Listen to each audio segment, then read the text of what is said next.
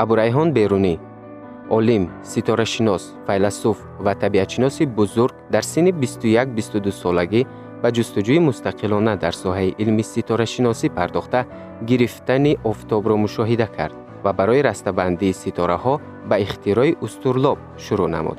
بیرونی حرکت جسم‌ها به سوی مرکز زمین را اعتراف نموده است که آن عملاً فکری بعداً پیشنهاد کرده فیزیکدان بزرگ انگلیس ایساک نیوتن را درباره قوه جاذبه زمین به خاطر می‌آورد. نخست مایه یا اساس ماده اقسام کیهان به اعتراف بیرونی 4 عنصر یعنی آب و خاک و باد و آتش میباشد. با استناد به سرچشمه‌ها و اعتراف اکثر محققان آثار بیرونی، او را میتوان یکی از مورخان و اساسگزاران علم آنتروپولوژی در سرزمین شرق ارزیابی نمود. کشفیات بزرگترین بیرونی غایه تعلیمات آفتاب مرکزی یعنی منظومه آفتابی میباشد که با سبب‌های گوناگون از جمله نظریه‌های اروپاسنتریستی در علم تا به حال به طور پوره ارزیابی نشده است. بیرونی در مالیل هند می نویسد که آفتاب از جسم آتش‌انگیز عبارت است و در گرد آن سیاره‌های دیگر قرار گرفتند که از آن نور می‌گیرند. از این اندیشه فقط چنین خلاصه به دست می‌آید که آفتاب و ستارگان طبیعت مادی داشته، آفتاب در مرکز کیهان